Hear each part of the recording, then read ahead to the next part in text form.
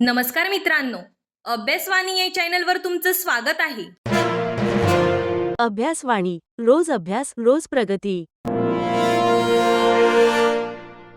कल्पना करा, आजपासून 5 वर्षांनी तुम्ही सकाळी उठता, आरशात स्वतःकडे पाहता आणि अचानक तुम्हाला जाणवतं तुमचं आयुष्य अजूनही तिथेच आहे. तीच नोकरी, तीच आर्थिक परिस्थिती, तीच स्वप्न आणि तीच कारणं. माझ्याकडे वेळ नव्हता, योग्य संधी मिळाली नाही, नशीब साथ देत नव्हतं. आता या क्षणी दुसऱ्या एका व्यक्तीची कल्पना करा. तोही 5 वर्षांपूर्वी तुमच्यासारखाच होता. साधारण आयुष्य, साधारण स्वप्न, साधारण अडचणी. पण आज लोक त्याला यशस्वी म्हणतात. त्याच्याकडे पैसा आहे, लोक त्याचा आदर करतात. त्याच्याकडे वेळ आहे, त्याचं कुटुंब आनंदी आहे आणि सगळ्यात महत्त्वाचं, तो स्वतःच्या आयुष्यावर समाधानी आहे. आता प्रश्न असा आहे, तुमच्यात आणि त्याच्यात फरक नेमका कशाचा होता? नशीब, पैसा, हुशारी की फक्त 7 सवयींचा? आपण लहानपणापासून एक गोष्ट ऐकत आलो आहोत, मोठं स्वप्न बघ, कष्ट कर, यश नक्की मिळेल. पण एक प्रश्न कोणीच विचारत नाही, जर फक्त मेहनतीनेच यश मिळालं असतं तर जगात सर्वात श्रीमंत माणूस दिवसभर उन्हात काम करणारा मजूर असता. जर फक्त टॅलेंट पुरेसं असतं तर प्रत्येक हुशार विद्यार्थी आयुष्यात खूप मोठा झाला असता. पण आपण सगळ्यांनी पाहिलं आहे, काही लोक फारसे हुशार नसतानाही खूप पुढे जातात आणि काही लोक सगळं असूनही तिथेच राहतात. असं का? तर बघा मित्रांनो, स्टेफन कोवे यांनी या प्रश्नाचं उत्तर शोधण्यासाठी वर्षानुवर्ष हजारो यशस्वी लोकांचा अभ्यास केला. Business leaders, teachers, scientist, athletes आणि सामान्य माणसं. त्यांनी एक गोष्ट लक्षात घेतली, यशस्वी लोक वेगळं काम करत नाहीत, पण ते वेगळ्या सवयी फॉलो करतात. आणि त्या 7 सवयी त्यांनी या पुस्तकात सांगितल्या. पण हे पुस्तक मोटिवेशनबद्दल नाही, कारण मोटिवेशन 2 दिवस टिकतं. हे पुस्तक ट्रान्सफॉर्मेशनबद्दल आहे, म्हणजे असा बदल जो आयुष्यभर टिकतो. आता मी तुम्हाला एक छोटासा प्रश्न विचारते, प्रामाणिकपणे उत्तर द्या. तुम्ही किती वेळा न्यू इयरला रिझोल्यूशन घेतलं आहे? यावर्षी एक्सरसाइज करणार, रोज पुस्तक वाचणार, फोन कमी वापरणार, लवकर उठणार आणि काही दिवसांनी पुन्हा जुन्या सवयींकडे परत गेलात. जर असं झालं असेल तर तुमच्यात इच्छाशक्ती कमी नाही, तुमची सिस्टीम चुकीची आहे. आणि आजचा हा व्हिडिओ ती सिस्टीम बदलण्यासाठी आहे. पण स्टेफन कोवे पुस्तकाच्या सुरुवातीलाच एक अशी गोष्ट सांगतात जी ऐकून अनेक लोकांना धक्का बसतो. ते म्हणतात, तुमच्या आयुष्यातील बहुतेक समस्या बाहेर नाहीत, त्या तुमच्या विचार करण्याच्या पद्धतीत आहेत. आणि जोपर्यंत तुमची विचार करण्याची पद्धत बदलत नाही तोपर्यंत तुमचं आयुष्यही बदलणार नाही.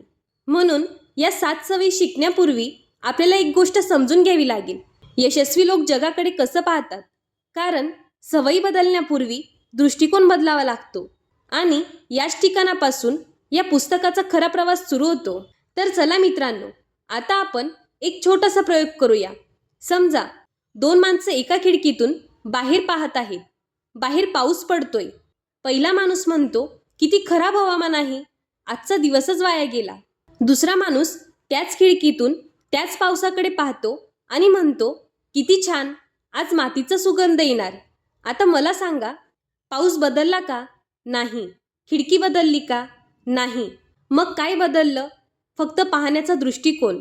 आणि स्टेफन कोवे म्हणतात, तुमचं आयुष्य तुमच्या परिस्थितीमुळे नाही, तर त्या परिस्थितीकडे तुम्ही कसं पाहता यामुळे घडतं. आपण सगळे जगाकडे एका अदृश्य चष्म्यातून पाहत असतो. हा चष्मा कशाचा बनलेला असतो?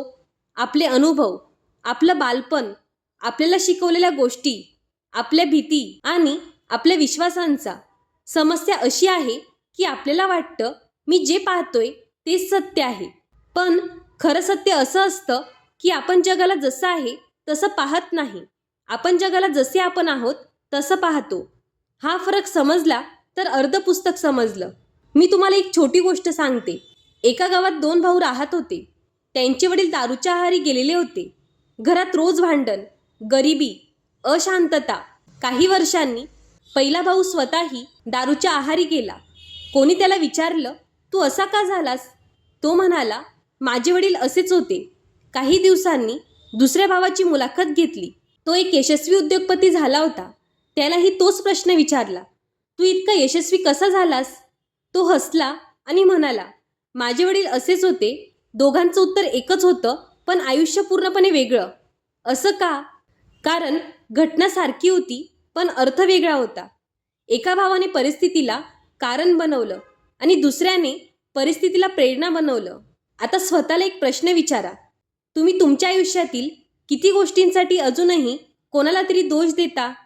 नशीब, सरकार, घरची परिस्थिती, पैसे, वेळ की स्वतःला?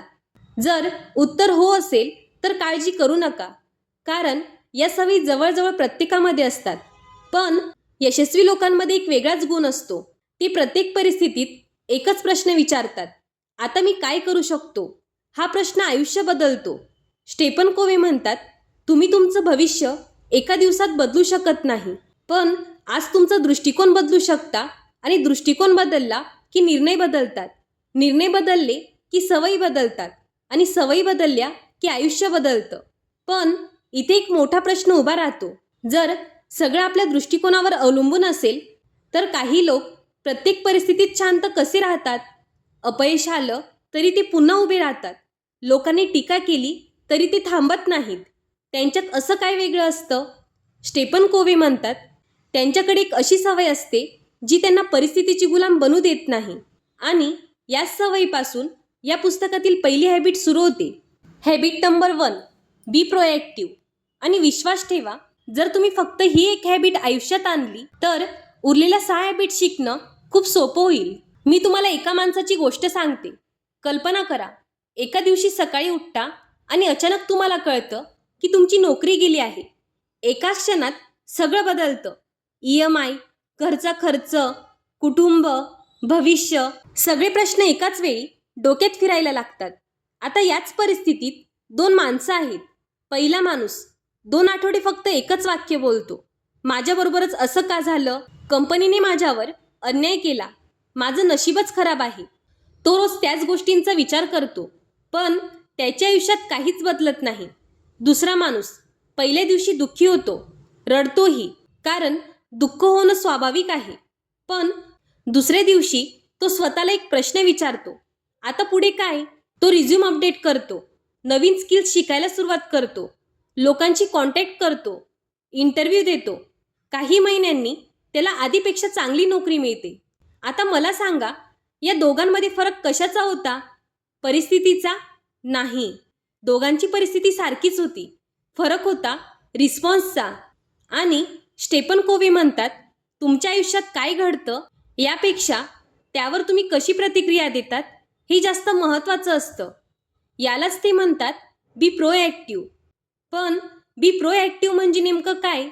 याचा अर्थ नेहमी आनंदी राहणं, कधीच राग न येणं किंवा सगळं पॉझिटिव्ह बोलत राहणं नाही. याचा अर्थ आहे परिस्थितीने नाही तर आपल्या मूल्यांनी निर्णय घेणं. कल्पना करा, कोणी तुम्हाला रागाने बोललं तर रिॲक्टिव्ह माणूस त्या क्षणी ओरडायला लागतो, कारण त्याचा मूड समोरच्या व्यक्तीवर अवलंबून असतो. पण प्रोएक्टिव्ह माणूस एक क्षण थांबतो, विचार करतो आणि मग उत्तर देतो, कारण त्याला माहीत असतं माझ्या भावना माझी जबाबदारी आहेत. स्टेफन कोव्हे एक खूप सुंदर गोष्ट सांगतात. ते म्हणतात, आपल्या आयुष्यात स्टिम्युलस आणि रिस्पॉन्स यांच्यामध्ये एक छोटंसं अंतर असतं. स्टिम्युलस म्हणजे कोणी टीका केली, कोणी अपमान केला, एखादी समस्या आली. आणि रिस्पॉन्स म्हणजे आपण काय करतो. बहुतेक लोक या 2 गोष्टींमध्ये फरकच ठेवत नाहीत. कोणी काही बोललं की लगेच राग, एखादी अडचण आली की लगेच हार. पण यशस्वी लोक ते छोट्याशा अंतराचा उपयोग करतात. ते स्वतःला विचारतात, या परिस्थितीत योग्य उत्तर काय असू शकतं? आणि याच एका सवयीमुळे त्यांचे निर्णय बदलतात. मी तुम्हाला एक प्रश्न विचारते, तुमच्या आयुष्यात अशी कोणती गोष्ट आहे जिच्यासाठी तुम्ही अजूनही कोणाला तरी दोष देता? कदाचित घरची परिस्थिती, कदाचित पैसे, कदाचित वेळ किंवा नशीब. आता एका क्षणासाठी कल्पना करा, जर आजपासून तुम्ही कोणालाही दोष देणं बंद केलं तर तुमच्याकडे एकच पर्याय उरेल, स्वतःला बदलण्याचा. आणि इथूनच खरा बदल सुरू होतो. स्टेफन कोव्हे म्हणतात, प्रोएक्टिव्ह लोक समस्या पाहून थांबत नाहीत, ती उपाय शोधायला सुरुवात करतात. यासाठी ते एक अप्रतिम कन्सेप्ट सांगतात. असं कन्सेप्ट जे समजलं तर तुमचा स्ट्रेस निम्मा होऊ शकतो. कारण आपण रोज अशा गोष्टींचा विचार करत बसतो ज्यावर आपलं नियंत्रणच नसतं. मग आपण नेमकं कोणत्या गोष्टींवर लक्ष द्यावं आणि कोणत्या गोष्टी सोडून द्याव्यात, याचं उत्तर स्टेफन कोव्हे यांच्या पुढच्या कन्सेप्टमध्ये आहे. सर्कल ऑफ कॉन्सर्न आणि सर्कल ऑफ इन्फ्लुएन्स. आणि विश्वास ठेवा, हा कन्सेप्ट समजल्यानंतर तुम्ही तुमची एनर्जी कधीच चुकीच्या ठिकाणी वाया घालवणार नाही. तर बघा मित्रांनो, मी तुम्हाला एक साधा प्रश्न विचारते. आज दिवसभरात तुम्ही किती वेळा अशा गोष्टींचा विचार केला ज्या तुमच्या हातातच नव्हत्या? महागाई, सरकार, इतर लोक काय विचार करतात, भूतकाळ, भविष्यात काय होईल, सोशल मीडियावर कोण काय करतंय. जर आपण प्रामाणिकपणे विचार केला तर आपल्या दिवसाचा मोठा भाग अशाच गोष्टींमध्ये जातो. आणि गंमत म्हणजे ज्याचा आपण सर्वात जास्त विचार करतो त्यावर आपलं सर्वात कमी नियंत्रण असतं. स्टेफन कोव्हे म्हणतात, कल्पना करा, तुमच्या आयुष्याभोवती 2 वर्तुळे आहेत.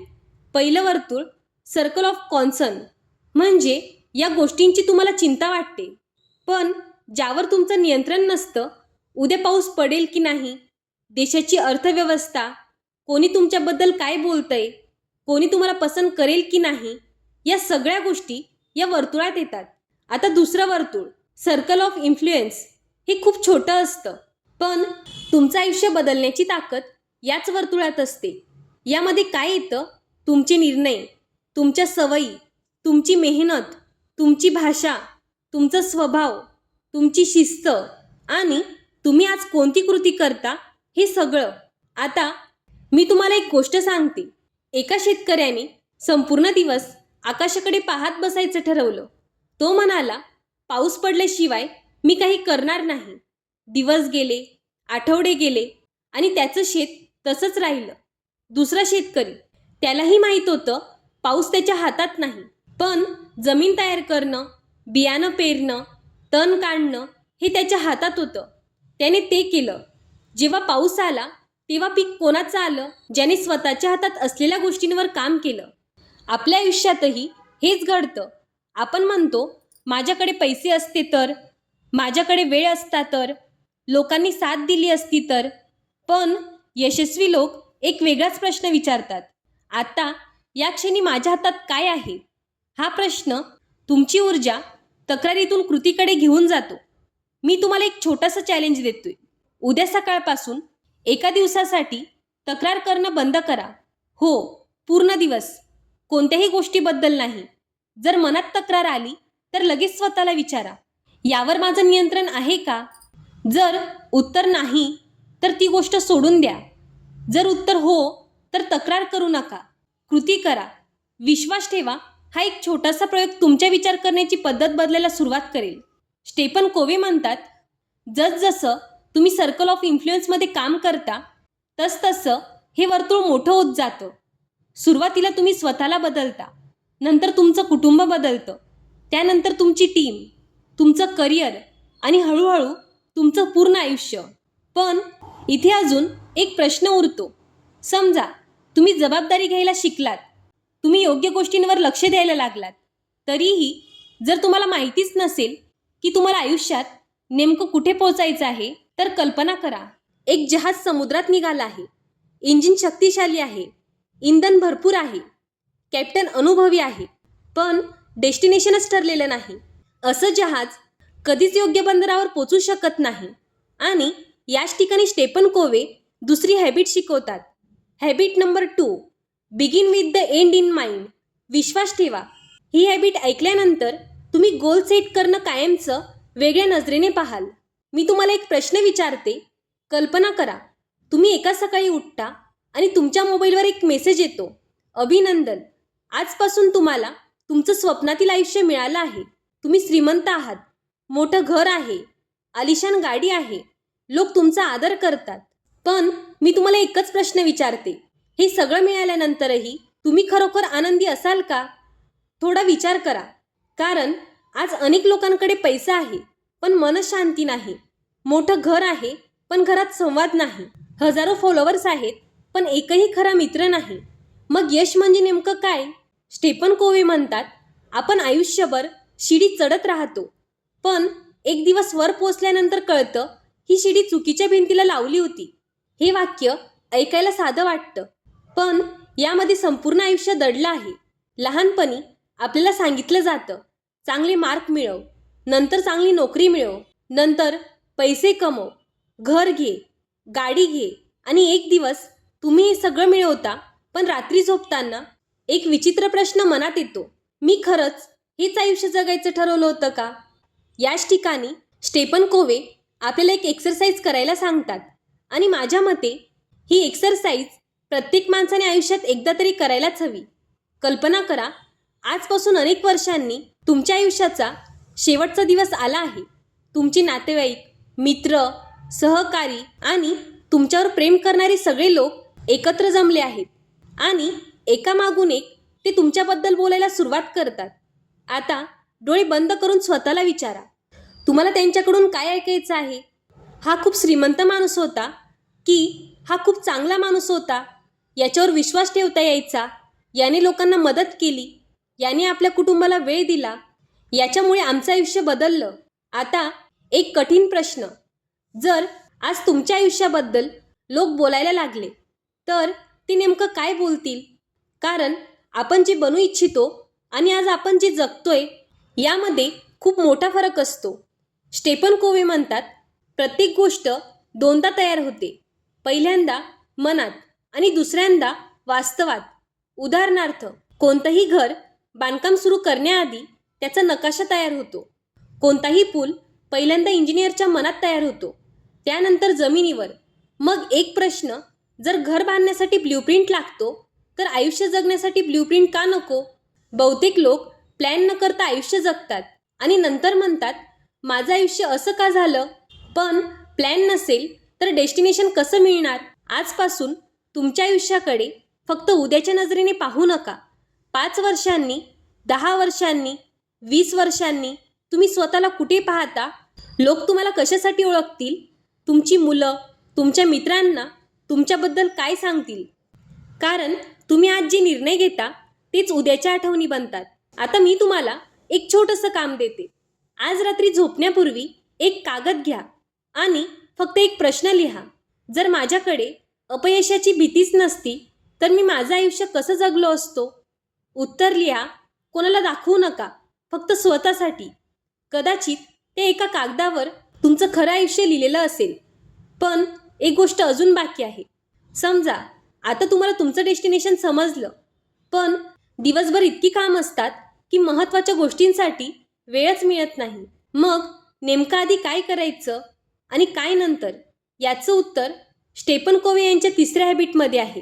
Habit number 3, put first things first आणि विश्वास ठेवा. ही हॅबिट शिकल्यानंतर तुम्ही बिझी राहणं सोडून खरंच प्रोडक्टिव्ह व्हायला सुरुवात कराल. मी तुम्हाला एक प्रश्न विचारते, तुम्ही सकाळी उठल्यानंतर सगळ्यात आधी काय करता? अनेक जण म्हणतील, मोबाईल हातात घेतो, फक्त 5 मिनिट म्हणून इंस्टाग्राम उघडतो किंवा व्हॉट्सॲप पाहतो आणि पुढचे क्षणी अर्धा तास निघून गेलेला असतो.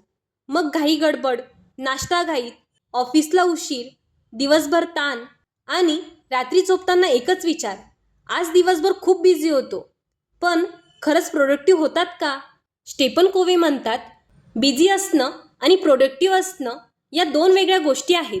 मुंगी दिवसभर बिझी असते, पण बिझी असणं म्हणजे योग्य दिशेने चालणं नाही. मी तुम्हाला एक छोटी गोष्ट सांगते. एका लाकूड तोड्याची स्पर्धा होती. 2 स्पर्धक, दोघांनाही 8 तास दिले गेले. पहिला माणूस 1 मिनिटही न थांबता सतत झाड तोडत राहिला.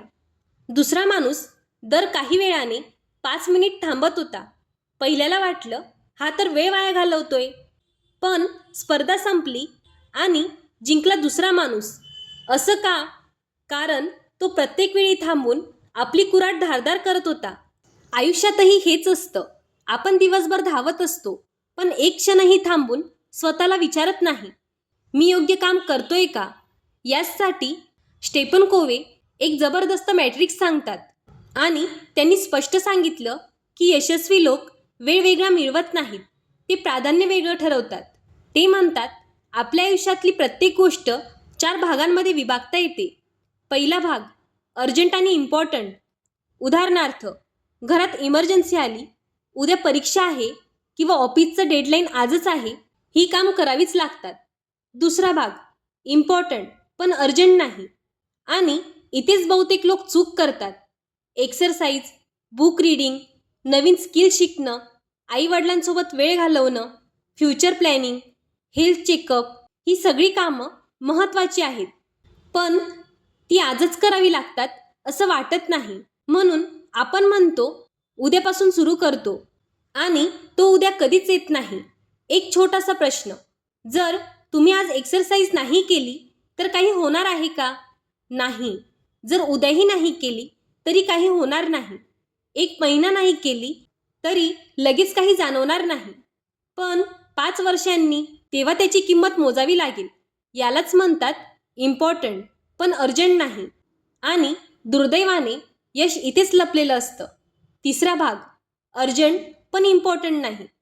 प्रत्येक नोटिफिकेशन, प्रत्येक फोन कॉल, प्रत्येक मेसेज, प्रत्येक सोशल मीडिया अलर्ट, आपल्याला वाटतं हे आत्ताच पाहिलं पाहिजे.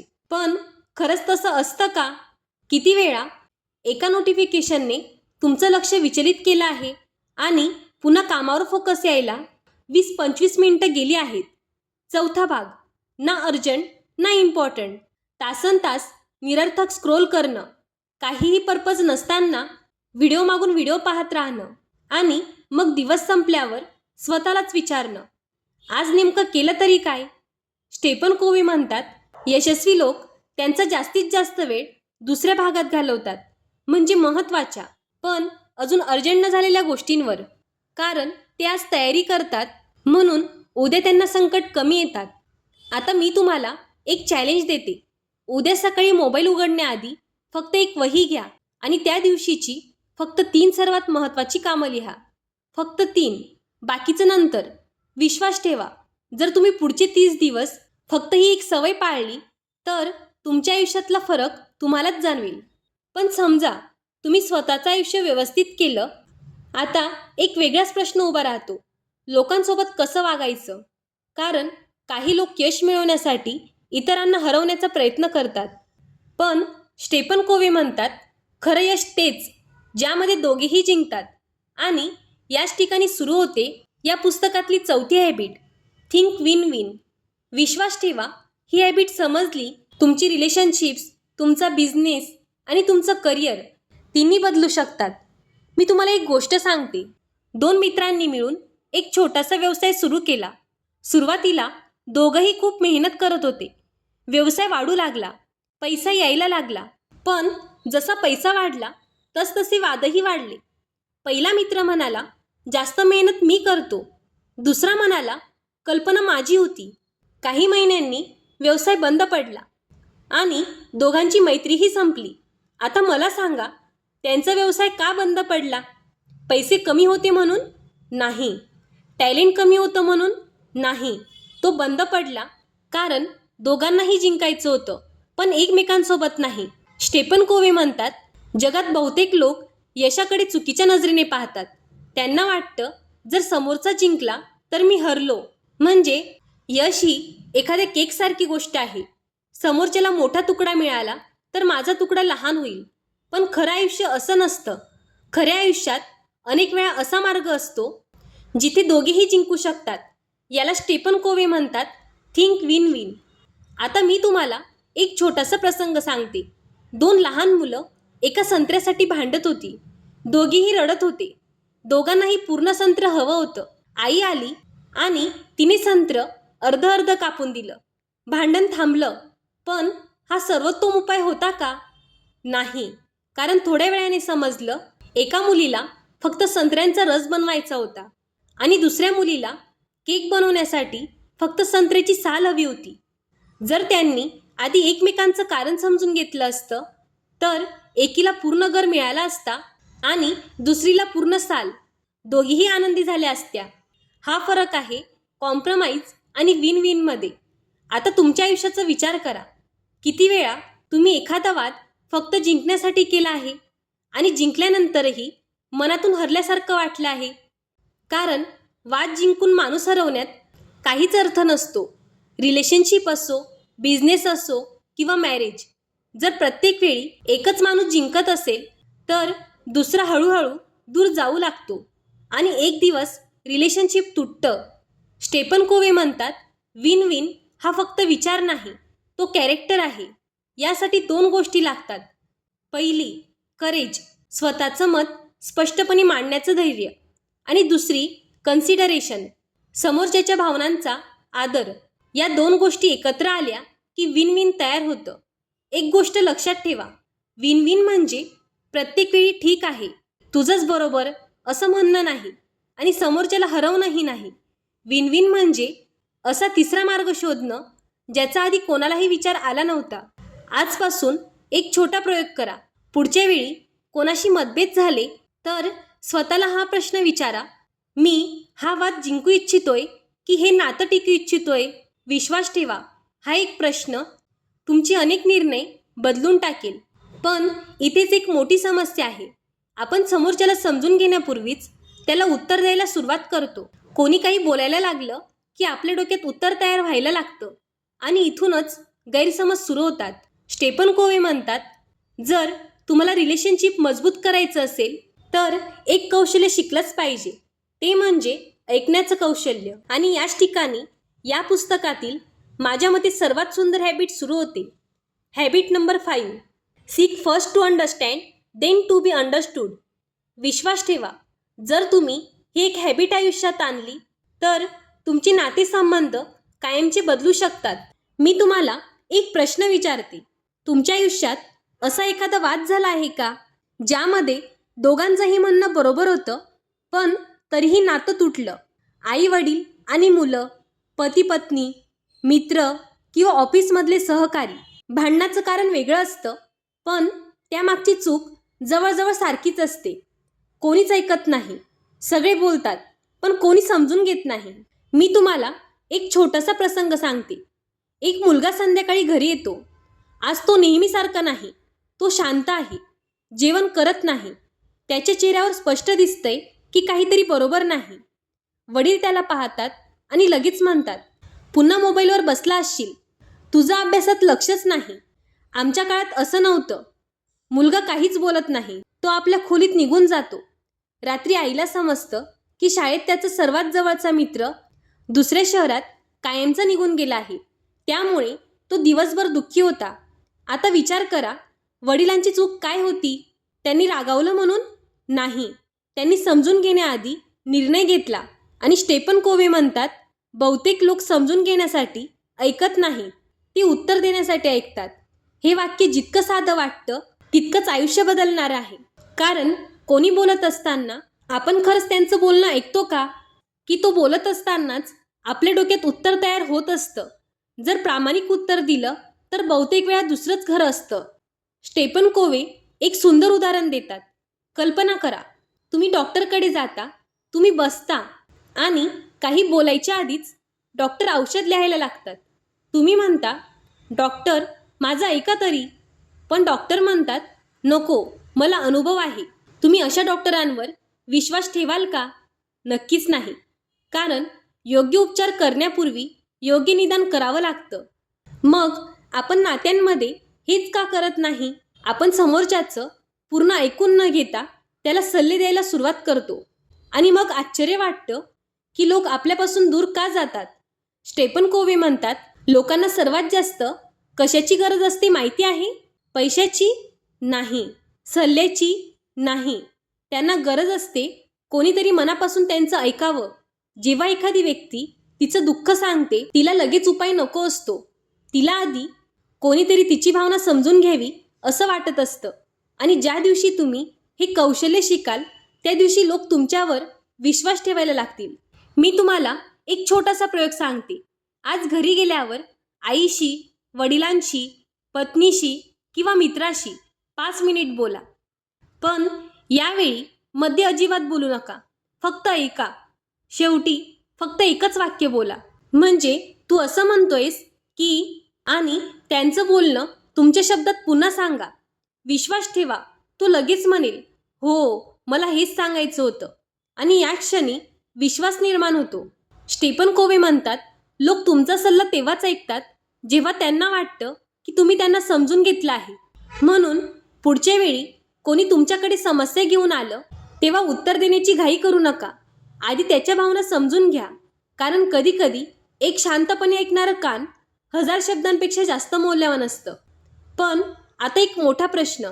समजा तुम्ही स्वतःला बदललात, योग्य प्राधान्य द्यायला शिकलात, लोकांना समजून घ्यायलाही शिकलात, पण मोठी स्वप्न, मोठे व्यवसाय, मोठे बदल हे सगळं एकट्याने शक्य आहे का? स्टेफन कोव्हे म्हणतात नाही. कारण जगातली प्रत्येक मोठी गोष्ट एका टीमने निर्माण केली आहे. आणि याच ठिकाणी या पुस्तकातील 6वी हॅबिट सुरू होते. Habit number 6, synergise.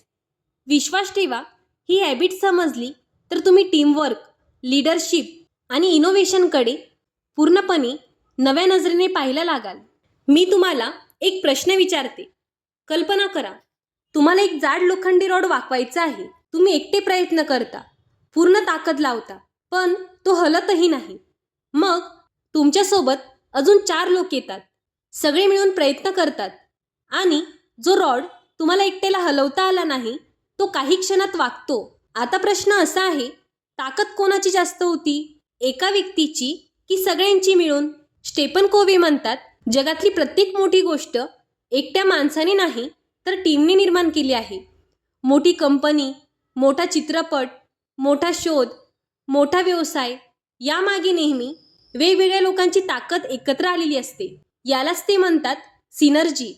पण सिनर्जी म्हणजे फक्त टीममध्ये काम करणं नाही, तर सिनर्जी म्हणजे तुझा विचार आणि माझा विचार मिळून तिसरा त्याहून चांगला विचार तयार होणं. हीच खरी जादू आहे. मी तुम्हाला एक छोटासा प्रसंग सांगते. एका कंपनीत 2 इंजिनियर्स होते. दोघेही खूप हुशार, पण दोघांचं कायम भांडण व्हायचं, कारण प्रत्येकाला वाटायचं माझीच कल्पना बरोबर आहे. एका दिवशी त्यांच्या मॅनेजरने दोघांनाही एकच प्रश्न विचारला, तुम्हाला बरोबर सिद्ध व्हायचं आहे की समस्या सोडवायची आहे? त्या एका प्रश्नाने दोघे शांत झाले. त्यांनी एकमेकांचं ऐकलं, दोघांच्या कल्पना एकत्र केल्या आणि जो सॉल्युशन वेगवेगळा शोधता आला नव्हता तो काही तासात तयार झाला. हेच आहे सिनर्जी. आता तुमच्या आयुष्याचा विचार करा. किती वेळा तुम्ही फक्त समोरच्याचं मत वेगळं आहे म्हणून ते नाकारलं आहे? कदाचित त्याच मतामध्ये तुमच्या समस्येचं उत्तर लपलेलं असेल. स्टेफन कोव्हे म्हणतात डिफरन्स म्हणजे प्रॉब्लेम नाही, डिफरन्स म्हणजे ऑपॉर्च्युनिटी आहे. कारण जर प्रत्येकजण तुमच्यासारखाच विचार करत असेल तर नवीन कल्पना कधीच जन्माला येणार नाही. आजपासून जेव्हा एखादी व्यक्ती तुमच्यापेक्षा वेगळं मत मांडेल तेव्हा लगेच विरोध करू नका. स्वतःला विचारा, याच्या विचारातून मी काय शिकू शकतो? कदाचित तुमच्या आयुष्यातला सर्वात मोठा बदल याच प्रश्नातून सुरू होईल. पण इथे स्टेफन कोव्हे थांबत नाहीत. ते म्हणतात समजा तुम्ही यश मिळवलं, लोकांचा विश्वास जिंकलात, करिअर बनवलं, पण जर स्वतःलाच जपलं नाही तर हे सगळं किती दिवस टिकणार? आणि म्हणूनच ते शेवटी हॅबिट शिकवतात. हॅबिट नंबर 7, शार्पन द सॉ. मी तुम्हाला एक शेवटची गोष्ट सांगते. एका जंगलात 2 लाकूडतोडे काम करत होते. पहिला सकाळपासून संध्याकाळपर्यंत एकही मिनिट न थांबता झाड तोडत होता. दुसरा दर काही वेळाने 10 मिनिट थांबत होता. पहिल्याला वाटलं हा आळशी आहे, पण संध्याकाळी जास्त झाड कोणी तोडली? दुसऱ्याने. पहिला आश्चर्यचकित झाला. तो म्हणाला, तू माझ्यापेक्षा कमी काम केलंस तरीही जिंकलास कसा? दुसरा हसला आणि म्हणाला, मी थांबलो होतो पण काम थांबवलं नव्हतं. मी माझ्या कुऱ्हाडीला धार लावत होतो. स्टेफन कोव्हे म्हणतात आपणही आयुष्यात असंच करतो.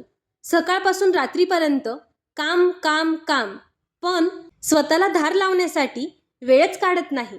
ते म्हणतात प्रत्येक माणसाने 4 गोष्टींमध्ये रोज थोडी गुंतवणूक केली पाहिजे. शरीर, मन, भावना आणि आत्मा. जर शरीर मजबूत नसेल तर मोठी स्वप्नही ओझं वाटतात. जर मन शिकणं थांबवलं तर यश थांबतं. जर नाती तुटली तर पैशाला अर्थ उरत नाही. आणि जर मन शांत नसेल तर कसलंच यश समाधान देत नाही. म्हणून दररोज फक्त 1 तास स्वतःसाठी ठेवा. वाचा, चाला, व्यायाम करा, ध्यान करा, नवीन काही शिका. कारण ही वेळ खर्च नाही तर ही तुमच्या भविष्याची गुंतवणूक आहे. आणि आता या संपूर्ण पुस्तकाचा सगळ्यात महत्त्वाचा संदेश, स्टेफन कोवे म्हणतात, आपण जे वारंवार करतो शेवटी आपण तेच बनतो. म्हणून यश हा एखादा अपघात नाही, यश ही एक सवय आहे. आता हा व्हिडिओ संपवण्याआधी मी तुम्हाला शेवटचा एक प्रश्न विचारू इच्छिते. समजा आजपासून 1 वर्षानंतर तुम्ही पुन्हा हा व्हिडिओ पाहिलात, तेव्हा तुम्ही हेच म्हणणार आहात का खूप छान पुस्तक होतं, की या पुस्तकाने माझं आयुष्य बदललं. हा निर्णय आज या क्षणी तुमच्या हातात आहे. लक्षात ठेवा, तुमचं भविष्य एका मोठ्या निर्णयाने बदलणार नाही. ते बदलेल आज घेतलेल्या एका छोट्या सवयीमुळे. आज 7ही सवयी सुरू करणं आवश्यक नाही, पण एक सवय निवडा आणि पुढचे 30 दिवस तिला प्रामाणिकपणे जगा. कारण एका सवयीने विचार बदलतात, विचार बदलले की निर्णय बदलतात, निर्णय बदलले की आयुष्य बदलतं. आणि कदाचित आजचा हा व्हिडिओ तुमच्या आयुष्यातील त्या बदलाची सुरुवात ठरेल. धन्यवाद. पुन्हा भेटूया अशाच एका पुस्तकासोबत, जे फक्त माहिती देणार नाही तर तुमचं आयुष्य बदलण्याची ताकद ठेवेल. अभ्यासवाणी. रोज अभ्यास रोज प्रगती.